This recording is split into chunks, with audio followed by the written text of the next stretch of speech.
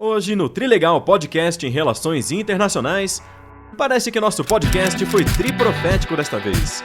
A divisão do nosso bate-papo com o jornalista Pedro Oliveira em duas partes deixou para essa semana o assunto da memória da ditadura militar no Brasil, com gastronomia genuinamente nacional e de resistência democrática. No intervalo da semana que passou, quem acompanhou não pôde deixar de se alertar para as quarteladas irresponsáveis que ameaçam a estabilidade da nossa democracia. Então, se já era necessário trazer à memória e à reflexão crítica os absurdos daquele e do atual período do nosso país, agora isso fica mais urgente ainda.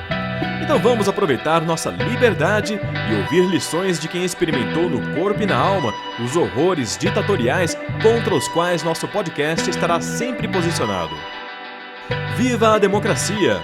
Viva o Trilegal Podcast em Relações Internacionais! Trilegal, segunda temporada, episódio 6. Né? Virou o episódio 6, né? Exatamente, o episódio que seria a segunda parte, né? O tema que seria a segunda parte do episódio 5 acabou virando o episódio 6. Né? No final do episódio 5 a gente explicou, né, o que aconteceu, a gente estava discutindo então uma temática muito relevante para a atualidade mesmo da mídia, aproveitando a presença do Pedro, né, nosso amigo e jornalista, né, com muita propriedade para falar sobre isso. E aí chegamos no segundo tema, que é um tema muito doloroso, né, emocionalmente difícil até mesmo de tratar, que é autoritarismo, governos autoritários e o exemplo, né, o caso que nós tivemos aqui, o último caso que nós tivemos no Brasil de governo autoritário, que foi a ditadura militar de 1964 até 1985. Então, a gente começou a fazer essa associação e aí o programa já estava muito grande, então a gente separou em dois e hoje a gente vai falar então sobre essa segunda parte, que eu espero que vocês estejam na expectativa de ver o que tem aqui, porque eu recomendo fortemente e vai ter muita coisa interessante, né, Fred? Inclusive gastronomia intelectual, que era o segundo quadro do nosso episódio 5, e aí vai virar o quadro único do episódio 6, aí preparado pela nossa querida Larissa Lopes. Então, é isso. Aproveitem o episódio de hoje e a gente fica por aqui. Até mais. Perfeito. Então, só falando rapidamente por que a gente trouxe esse tema, né, para um podcast de relações internacionais, tem todo esse vínculo pela influência, né, que o documentário traz dos Estados Unidos, né, financiando todo esse golpe militar. Aqui o foco é o Brasil, mas foi na América Latina como um todo, teve essa presença, né? Mas uma atuação direta. A gente vive um momento aqui no Brasil que, em um país que a redemocratização historicamente é recente, infelizmente, é um momento pouco comum na nossa história, que é muito mais marcada por uma sucessão de governos autoritários, por exemplo, desde a nossa proclamação da República, que foi feita por militares e que os primeiros governos posteriores foram militares também. Então, tem toda uma sucessão de vários governos autoritários. Lembrando que, do ponto de vista do que se entende como democracia, né, as Forças Armadas, elas são o braço armado do Estado. Tem um papel importante, um papel fundamental na democracia, mas que não é o de governar. O contrato social, que está envolvido no que a gente entende pelo Estado moderno e pela democracia, ele é feito entre a sociedade e o Estado, que é dividido em 3 poderes, executivo, legislativo e judiciário. E as Forças Armadas, elas fazem parte do braço armado vinculado ao poder executivo, e não mais do que isso. Né? As funções específicas de uso da força, elas não são as funções de governar e sequer de ser poder moderador, como muitos têm dito por aí. Não é essa a função das Forças Armadas. Então, estando no seu local, ela é essencial para a democracia, mas governando, ela não exerce um papel democrático. Então, a gente que teve um último governo de força que durou entre 1964 e 1985, possuímos muitas marcas recentes de uma estrutura política trazida por essa dinâmica e que nos últimos anos vem sendo relatada como uma coisa corriqueira, até mesmo banalizada. Então, possivelmente, essa nossa cultura que está mais familiarizada com o autoritarismo do que com práticas democráticas pode ser uma explicação do porquê que a gente encontra ainda algum apoio popular, mesmo que minoritário, mas muito eloquente nos últimos tempos, infelizmente, né, de que um governo militar poderia trazer uma pacificação, solucionar problemas graves que nós temos, como a pobreza, a desigualdade e a corrupção, mas não é o que mostra os fatos e o que mostra a nossa história.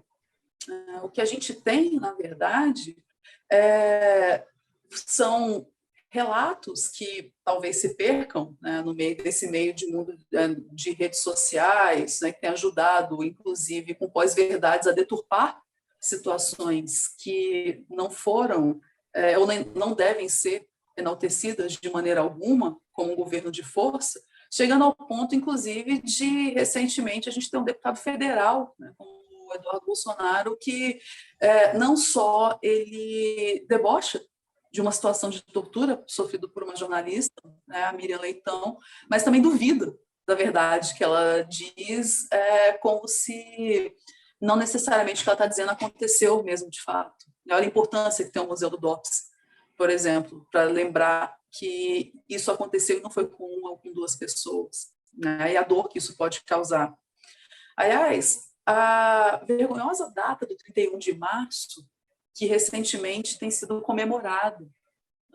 Esse ano, inclusive, nós tivemos uma carta aberta do nosso então ministro da Defesa, que é apontado como possível candidato à vice-presidência na reeleição da disputa pela reeleição do atual presidente da República, né, nas eleições que vão acontecer esse ano, em outubro, agora de 2022, e ele escreve uma carta aberta em que tem declarações do tipo: nos anos seguintes ao 31 de março de 1964, a sociedade brasileira conduziu um período de estabilização, de segurança, de crescimento econômico, de amadurecimento político, que resultou no restabelecimento da paz no país, no fortalecimento da democracia, na ascensão do Brasil, no concerto das nações e na aprovação da anistia ampla, geral e restrita pelo Congresso Nacional.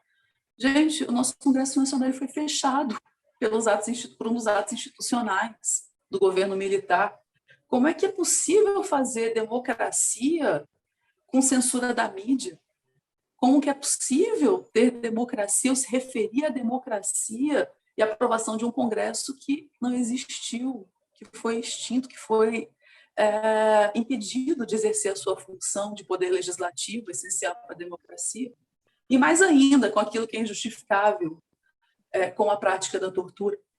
Como tem democracia desse jeito? Relativizar a tortura ou duvidar de que ela existiu é construir um modelo nesse âmbito da pós-verdade que ele chega a ser cruel. Né? Então, para falar um pouquinho sobre tudo isso, eu queria passar a palavra para o Pedro, né, que, enfim, com muita boa vontade, vem falar para a gente aqui de algo que é tão importante e doloroso, né, Pedro? Então, meus amigos e todos que acompanham esse trabalho importante que vem sendo feito por este podcast, Trilegal. Eu parto sempre de um raciocínio que faz parte até da importância dos cursos de relações internacionais, que é o seguinte: num mundo como esse que nós vivemos, globalizado, tudo que acontece no mundo ele tem reflexo no nosso país. Nós não existimos de forma autóctone e separada do mundo, né? Então, por isso que eu levo muito em conta a importância das relações internacionais. Esse dia, que durou 21 anos, eu lembro de ter visto esse filme, esse documentário que para mim me tocou particularmente, ele demonstra isso, como os Estados Unidos promoveram uma sistemática intervenção no Brasil sob diversas dimensões, né? Na dimensão cultural, na dimensão econômica, na dimensão social. Eu lembro que eu estava no meu curso ginasial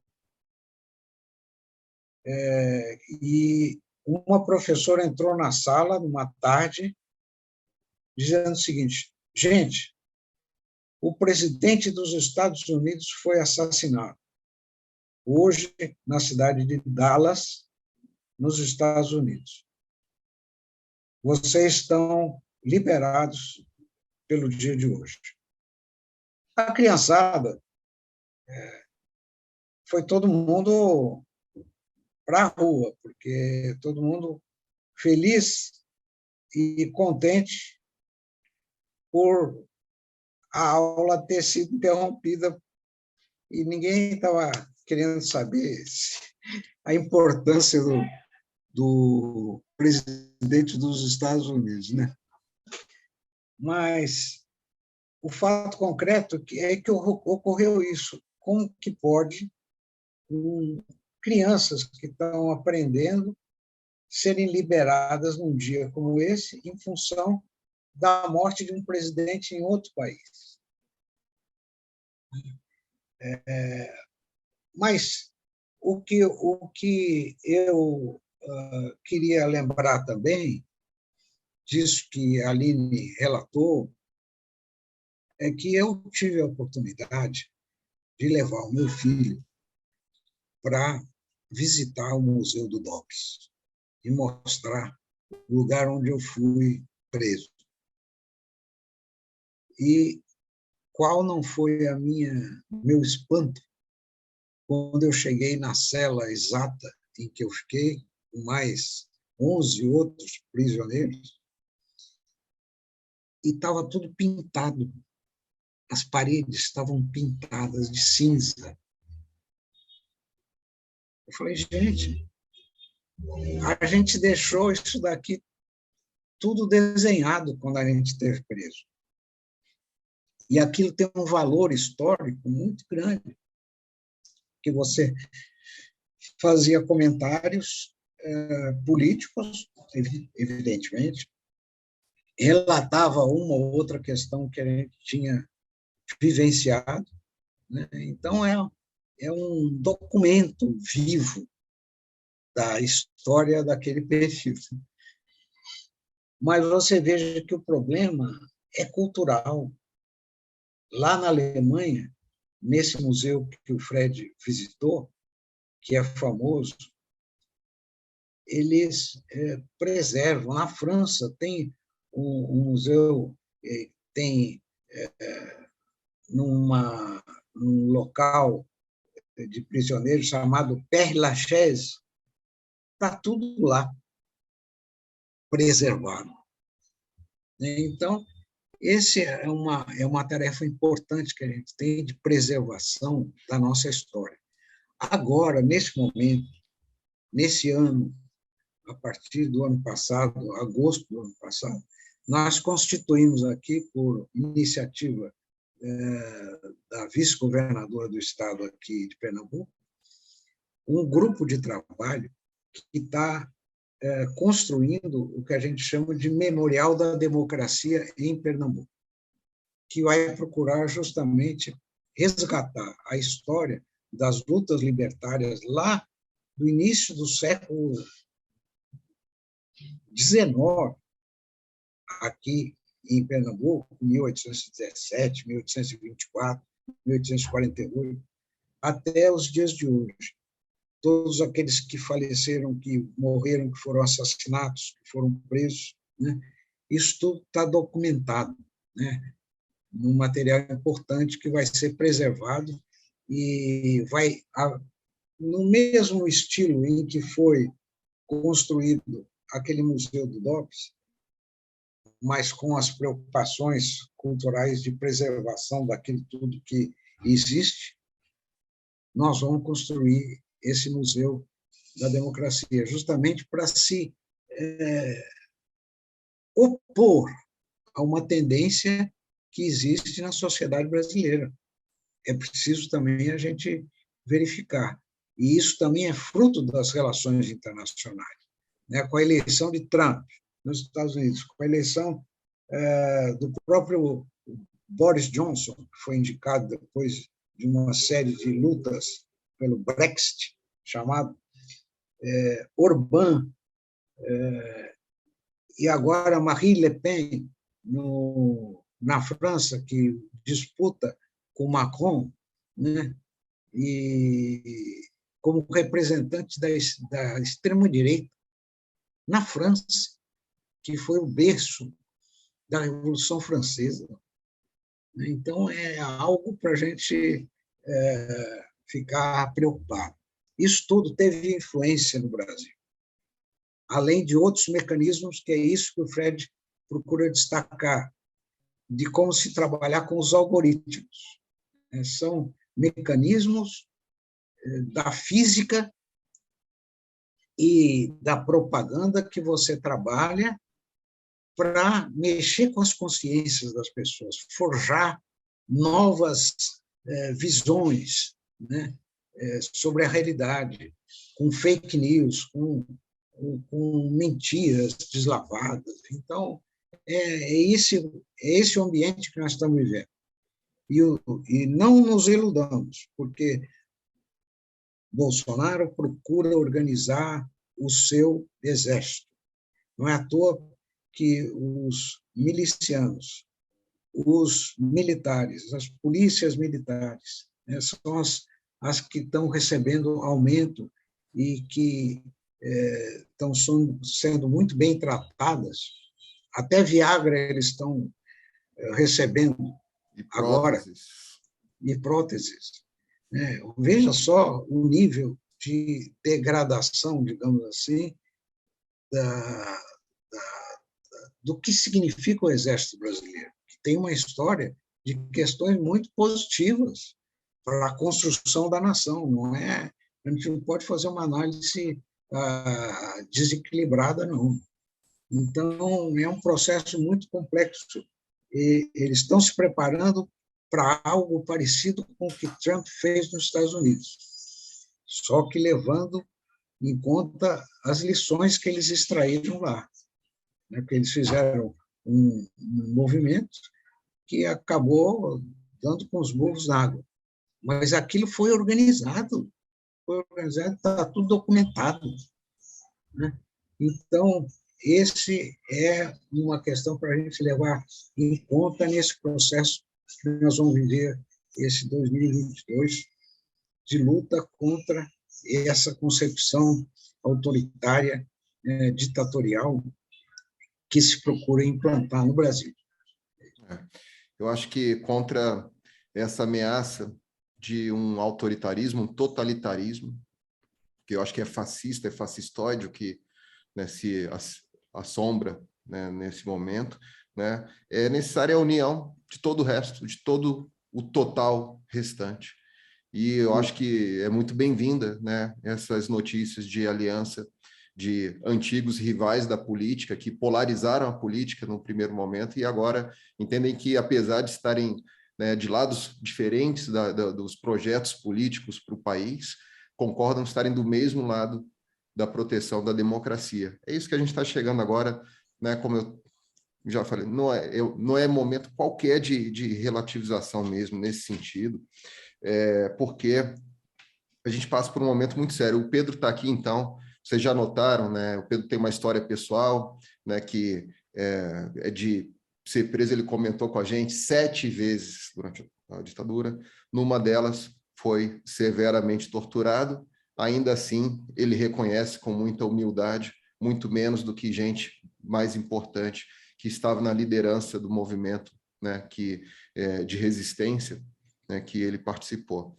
Os mais desumanos nesse momento vão dizer que ele mereceu porque ele estava lutando, né? Era parte de uma guerra, não era parte de uma guerra. Não há, né, relativização aí a ser feita. É o Estado que não deveria estar os militares que não deveriam estar governando, que tem as armas, não tem política quando você tem a arma e o outro lado não tem. Então, não há relativização entre o papel que cumpriram, né, jovens como o Pedro no seu momento e o que os militares fizeram. A falta de punição do que aconteceu, né, severa a esses militares é o que deixa próteses penianas serem compradas à vontade aí pelos militares.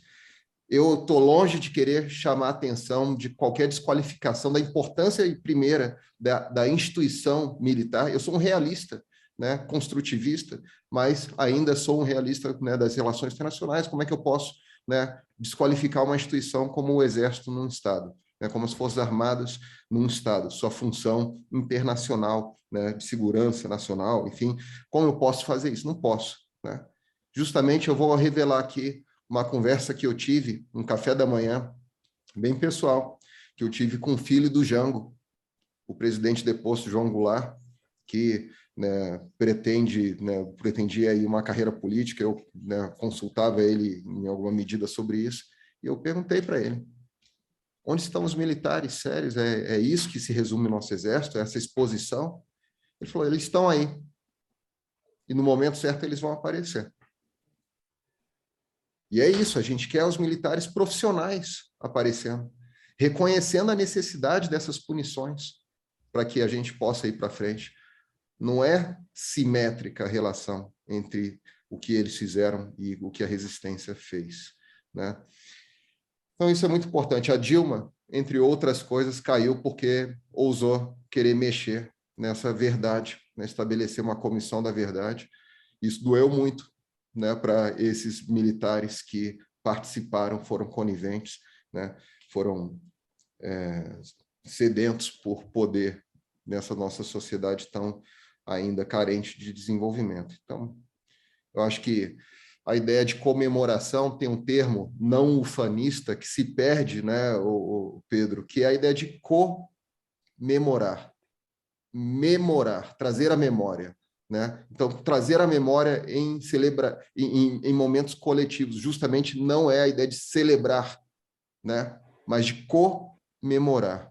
E o DOPS é um lugar de comemoração, não no sentido da celebração, obviamente, desse momento horrível da história, mas de trazer a memória, né, de fazer a gente, né, trazer os sentimentos mais profundos naqueles, né, para ativar as áreas importantes dos nossos cérebros que exigem a ação política, sobrevivência, inclusive.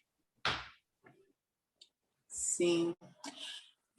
Eu me lembro, né, quando eu acho que a primeira vez que eu dei aula para o Pedro, eu me surpreendi, porque ele já tinha me dito que era jornalista, e um dia, acho que a disciplina era antropologia, se eu não me engano, Pedro, ele mencionou, sempre com essa humildade mesmo, que o Fred destacou, que é bem característica do Pedro. Não, nos anos 60, eu fui estudante de ciências sociais na USP.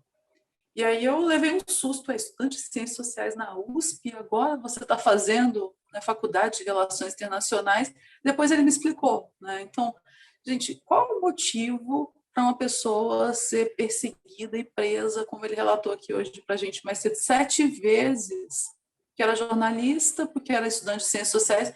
Eu tive mais de um professor que foi preso durante o governo militar porque eu fiz ciências sociais, né? Então, são coisas que doem a gente ver pessoas que são professores que eram estudantes na época, que estavam vinculados a um movimento que era de resistência, porque vendia-se essa ideia, assim como se vendeu a ideia de que o comunismo era uma ameaça e iminente no contexto de Guerra Fria, né? E o João Goulart, ele teve toda aquela atmosfera em cima, né, das suas ações, que ele era a representação dessa ameaça comunista.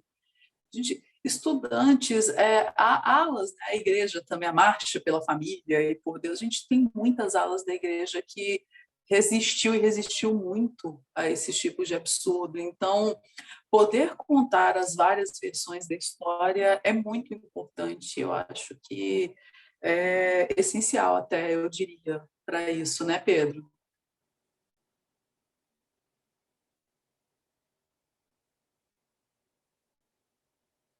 O meu também está fechado. Cara. Os dois microfones estavam fechados, só o meu estava aberto.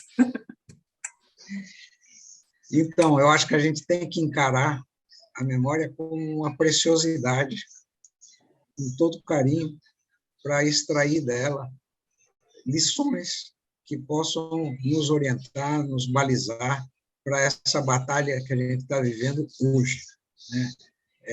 Essa guerra, na verdade, que é uma guerra de propaganda também, ela vai ser muito difícil, muito dura. Nós temos que nos preparar para isso.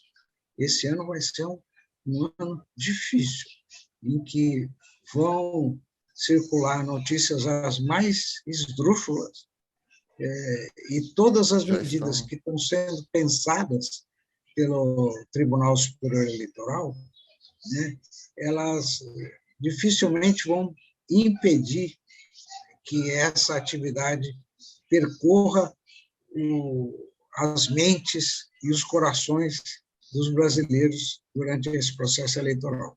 Por isso que eu acho que vai ser muito importante a gente ficar esperto, né, e verificar toda vez que a gente receber um material, se esse material é de uma fonte segura, verdadeira, para que a gente possa, então, redistribuir isso para outras pessoas.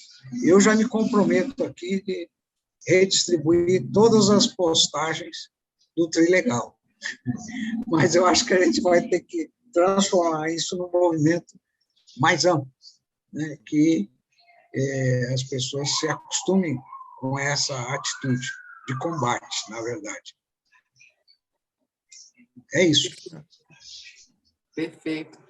Fundamental, né? Fundamental, porque um dos objetivos que a gente tem com o Trilegal e que eu vejo com a presença de acadêmicos mesmo nesse universo que é tão usado, né, para a propagação de notícias falsas, para a criação dessas inverdades que se tornam, pelas paixões ou por preconceitos intrínsecos a tantas pessoas, acabam se tornando realidade, deturpando, né, a democracia, deturpando aquilo que foi tenebroso, momentos obscuros da nossa história, em algo a ser, se não naturalizado, até mesmo enaltecido, né? Então, acho que tudo isso é muito importante mesmo de ser destacado. E aí, né, acho que a gente pode ir para o nosso último quadro, né? Não sei se o Fred quer fazer mais alguma contribuição, o da receita. Eu acho que o nosso último quadro, que é o nosso quadro de gastronomia intelectual, vai acabar, né, trazendo justamente uma pequena continuação ainda desse debate, viu, Pedro? Porque nosso dica de gastronomia é o velho bolo de fubá. Bolo de fubá, Pedro. Conhece a história? Não, não conheço. Então vamos ver aqui o que a Larissa preparou para a gente, que, né, vai chamar a atenção dessa discussão de novo. Vamos lá, gente.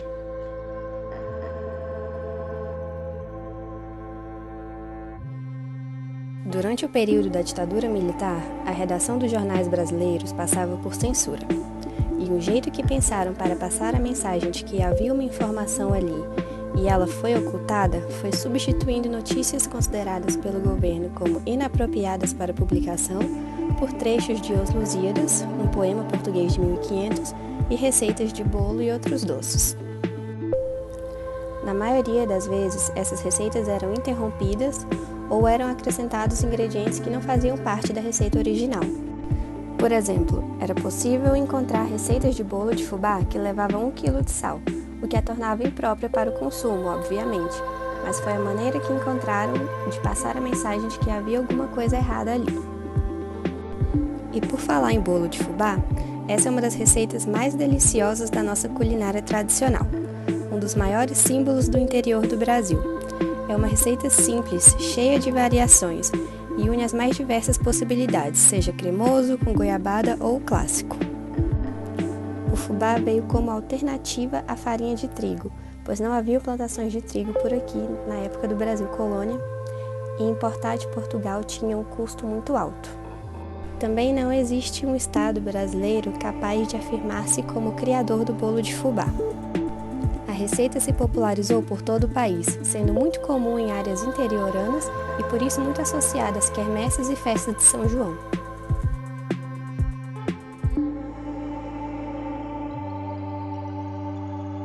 Então é essa receita aí. Conhece ou não conhece a história, Pedro?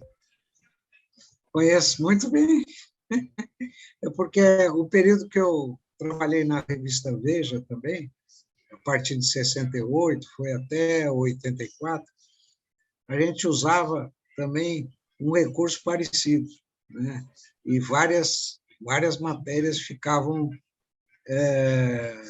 o censor ele ficava dentro da redação, lia todas as matérias, e quando ele verificava uma matéria que não poderia sair, ele assinalava, e a gente deixava um espaço reservado para algum tipo de coisa como essa. Chegamos até a usar Mundana, receitas, né? também.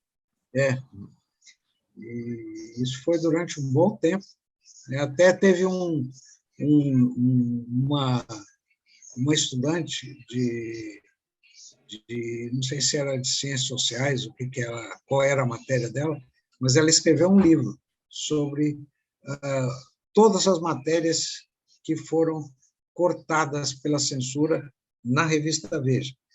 E foi muito interessante porque ela chegou lá no departamento de documentação da editora Abril e falou: olha, eu queria ver as matérias que não foram publicadas pela revista Veja. Está aqui, está tudo aqui.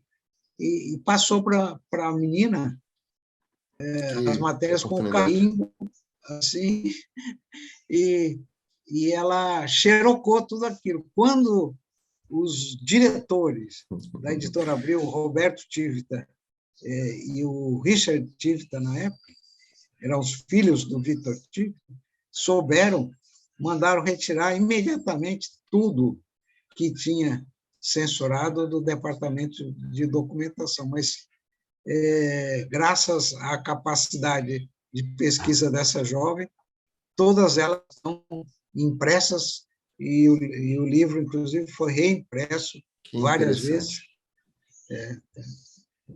Eu tenho ele aqui, mas eu não vou conseguir achar assim rápido, porque não acabou de mudar. Você manda a referência que eu coloco aqui na edição. Eu me comprometo. Muito interessante, né? Que oportunidade. Aline, o bolo de fubá ainda tem essa história com a colonização, né? E o encontro da civilização portuguesa com as civilizações indígenas aqui do Brasil, né? Porque era o bolo português com a abundância de milho, né, plantado aqui. É verdade. E é gostoso, né? Eu gosto de bolo de fubá. Com café. Né? Embora, durante o governo militar, eu trocaria facilmente receitas de bolo de fubá por informação, né? Qualificada. Aliás, né, Aline, você já sabe que no dia que esse episódio aqui for trocado por um bolo de fubá, uma receita de bolo de fubá, o mesmo link aqui, você já sabe o que aconteceu, né? Não precisa ir muito longe, tudo bem? A gente anda tão prestes, né, com tantos indícios de que autoritarismo pode chegar ao poder de novo aqui, que isso pode acontecer, tá, gente? Então, pode ser que a gente disponibilize mais para frente, né, uma receita de bolo de fubá aqui no lugar desse vídeo, perfeito. Muito boa ideia. Bom, gente, eu acho que a gente pode já caminhar para a nossa finalização, né, do episódio de hoje, mais uma vez agradecendo muito a presença super especial do Pedro. Muito obrigada, Pedro, por sempre que a gente chama você vir aqui, né? Poder compartilhar histórias, mesmo que sejam dolorosas, mas eu acho que especialmente com essa marca que você traz do olhar para frente, né? Olhar para frente e como a gente pode lidar a partir de agora com possíveis ameaças ou com novas ameaças de voltarmos para esse lugar tão escuro, né? Então, o que a gente pode fazer? Quais preocupações nós temos de ter nesse ano que vai ser tão difícil, né? Ano eleitoral aqui. Nós já passamos por outros momentos difíceis e vamos passar mais uma vez por esse, para que a gente saia realmente vencedor, sem precisar passar por esse tipo de situação novamente, né? Então, obrigada, Pedro. Agradecer também o pessoal que acompanhou a gente até aqui, né? Obrigada por nos ouvir, por nos assistir. Continue, então, colaborando com a nossa comunidade Trilegal mesmo, né? Pedro já está comprometido em continuar divulgando aqui o que a gente fizer. Obrigada, Pedro. Então, Fred, Aline, suas considerações? Só queria lembrar que a gente está longe de querer afastar nossos queridos espectadores, ouvintes, internautas do Trilegal, né, que talvez tenham pré-julgamentos, né, pré-concepções dentro desse debate, né, posições até muito interessadas em se defender. A questão é que a gente quer estar do mesmo lado, e esse lado é muito amplo. É o lado da democracia. Compõe muitas visões diferentes de mundo. Só não compõe o fascismo, né, a ideologia que se começa, né, a se definir pela necessidade de eliminação de um outro. E essa posição há de ser eliminada na democracia. Então, a gente quer estar do mesmo lado, não faz o menor sentido a gente discordar disso, né, desse ponto básico, né, de toda, né, a sociedade política saudável. Né, Pedro? Então, me despeço aqui com essa, né, questão. Eu só recupero aqui uma questão que a gente tratou logo no início aqui da nossa atividade, que é a importância da luta de ideias nessas redes sociais. Isso vai ser um instrumento muito poderoso. E por isso que é importante o fortalecimento de podcasts como esse do Trilegal. Então, eu acho que aqui vai o compromisso meu de contribuir da melhor forma para esse fortalecimento e também o convite a todos que nos ouviram até agora a se incorporarem nesse movimento, de ampliar a capacidade do Trilegal chegar a mais pessoas. Cada um de nós pode indicar 10 outras pessoas das nossas relações para acompanhar os podcasts do Trilegal. Já será uma grande ajuda para a democracia brasileira. Obrigado. Obrigado, olha, incrível. Olha aí, gente. Nem fomos nós que propusemos, nem combinamos com o Pedro, mas a gente aceita. Pode colocar aí, marca 10 amigos, então, para que eles conheçam o nosso podcast. A gente vai ficar muito feliz mesmo de poder contar com isso. Obrigada, Pedro, sempre muito querido. E eu corroboro com o que o Fred está dizendo aqui. Gente, é muito importante essa união de forças e que nós estejamos do mesmo lado da democracia. Levanta-se muito o argumento de... e o comunismo, né? Autoritarismo, olha o que Stalin fez. Gente, eu vou usar uma fala do Paulo Freire. Semana passada eu vi isso com alguns alunos, que dizia, quando perguntaram a ele, né, sobre ele ser comunista, socialista, e o que Stalin fez, o autoritarismo, ele vai dizer, é justamente isso, o problema é que ele não era democrata, eu sou um democrata. É o autoritarismo que leva a tanto sangue, a tanta morte.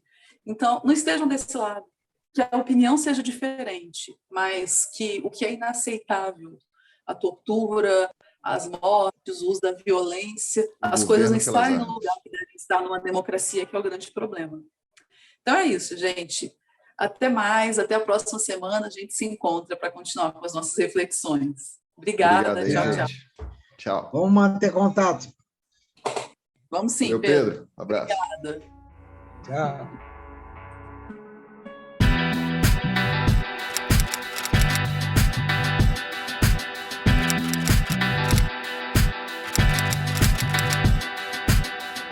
Vai passar nessa avenida um samba popular. Que? Não pode cantar? Tá proibido?